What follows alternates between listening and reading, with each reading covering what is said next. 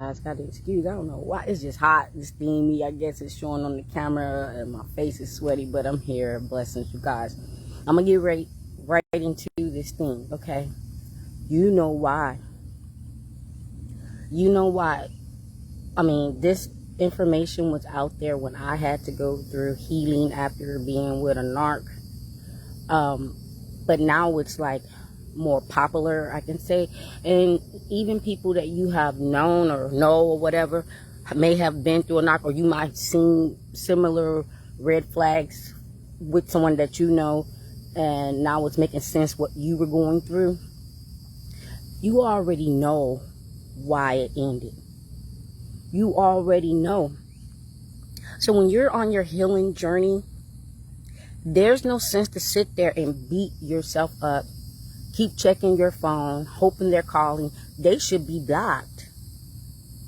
My block game is strong. They should be blocked. Why are you talking to them? You're just furthering the hurt and the healing and continuing the pain, because you already know why. You already know why. They're not going to change. See, when they got with you, they saw you as this perfect person, and they saw you as everything they needed, especially them homosexuals. They really saw everything that they needed from you. But then when you didn't turn out to be what they thought or wanted, they would try to groom you and try to, I guess, fix you. And the only reason why a lot of victims stay, because you're trying to fix them. And everybody's trying to get it back to where it was. Not trying to get it back to the way it was when they met you, and when they were so in love and thought you were the one that was going to fix them. They're not. I won't even say fix them, because they don't want to get fixed, but they thought you was the perfect person to accept their abuse and everything that comes with that. Okay, and then you saw this broken person that actually you thought had great potential. They just need someone to care a little bit more. They need a little bit more loving or whatever, because of whatever trauma they told you they've been through, and you've been through trauma too. All narcissists do is, when you get with them, they just resurface the trauma. Any trauma that you ever had, not just the trauma that they're putting on you, but any trauma that you had that you may or may have not gotten over, or maybe just put it in the back burner, that you just, forgot about it and just started living life. A lot of people been through things, but you're not thinking about it every day. You're not probably even triggered about it. But some way, somehow, narcissists tend to bring up all the bad trauma and things that you went through in your life, because they are demons. They are demons. Why are you sitting around, waiting around to please a demon, to think that you can make something happen with demon? All you're doing is just disappointing God. Sitting there moping and just not getting through it because you hurt. Yes, you're hurt. But keep yourself busy doing something positive. You need to be picking up your Bible. You need to be reading the Word. You need to be praying to God. Even if you don't do that, read the Bible, just at least start talking to God so He can give you clarification on what you're going through and help you get through it. Stop moping around, because now it's like spiritual warfare. No, it's not easy. I know when I was done with the last two narcs, when I said done, it was a wrap. There was nothing in the world would have changed my mind. I wasn't looking for phone calls, texts, or anything. I didn't want to look or hear them. I didn't want to see them. There was nothing to say. So what are you thinking that they're going to say when you already know why it ended? They even know. They be trying to pretend like they don't even know why it ended. They know what they were doing. Think about all the times that they went into the rage and they were doing all the lying and the cheating and gaslighting and all that, and how long you've been through that. Think about that. All the things that they said and did to you, they meant it when they said it and they did it. So what would make you think that now that it's over and they finally getting that reality kick in the A, because you're like fed up and tired, but some people are not strong enough to stay gone. So if you're struggling to stay gone, and you just keep allowing them to keep coming back into your life, or, you know, keep listening to them talk, and eventually they're gonna convince you, and then you're gonna somehow go back, and this whole cycle is gonna start again, and you're gonna keep losing people and losing everything and steady going through this, and then you're gonna have no one. That they want that on purpose. They want you to keep taking them back and back and back. So all the people that were supporting you and loving you and caring about you, they're just gonna give up. Not everybody, because some people understand, but even though I understand, it's just going to be a time where you just got to let people get through it on their own. Just like raising your kids.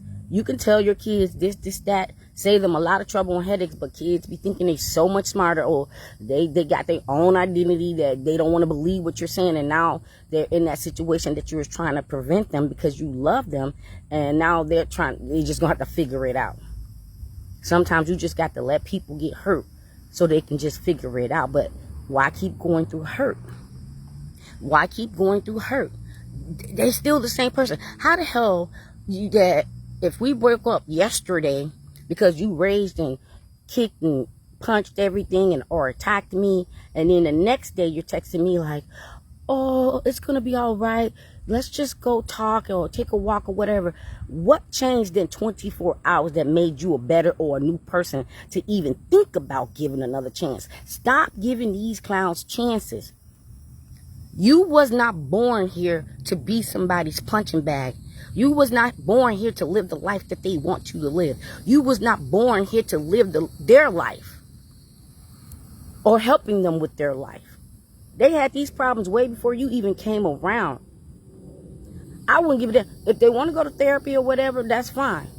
But that still takes time. And it's like when you're trying to heal after being in a relationship, most of you guys always F up and find out by trying to move on and start dating again. That should be the last thing you should be doing. There's so many people that after they end a relationship, they quickly trying to get on the dating scene. I don't know if it's to show somebody up or just to get over their last relationship, but it's not fair to that person nor yourself. It's just a waste of time, because you're just going to end up keep getting the same ones. Because if the Satan can't get that knocked back to you, because now that you are under spiritual warfare, if that Satan cannot get that knocked back to you, Satan's just going to send another one in a different suit. That's all it's going to be. Satan is just going to send another one in a different suit. And I know that when you're getting out of it, you're happy to get attention, and you're happy that maybe this can be the one that loves and treats me the way I deserve. Maybe this is the one you be thinking or feeling like you don't want to miss out. Maybe this is the one. No, Satan not going to give up that easy. He just going to keep sending them and sending them and sending them. Stop entertaining these demons. They know they messed up. They know they messed up. Stop letting them spin the block. And time is ticking. Taking your youth and your years. Taking your energy. Stealing your soul. Crushing your spirit. You're trying to rebuild your life from scratch because everything is gone. I said it before. When you get with a narc, you lose everything. You're damn mad. You gotta leave them alone. You lose your damn mind, your sanity. Or you turn into one of them, because those narcissistic fleas are real. When you start acting like them because you've been around them so long, and then you're trying to make them feel the way they make you feel, it doesn't even really matter. You're just wasting time. Who got time for tit for tat? Nobody got time for that. You already know. You already knew why it ended, and you already know why it should stay this way. So I don't know who this video was for, but I hope that it helped someone. It's just crazy. It's like, I know a lot of people that are in abusive relationships, even some men, but mostly women. It's like 6 out of 10 women that I know, they are in abusive relationships. Some of them got wise enough to get up out of it, but some of them ain't never gonna leave. And they know what it is. They know what, that's a lot.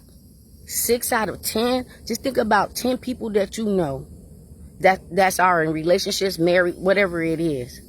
And think about what you seen, the red flags that you seen, to let you know that it's some type of abuse that people always tend to think abuse is putting people's hands on people. No, abuse comes in all type of ways.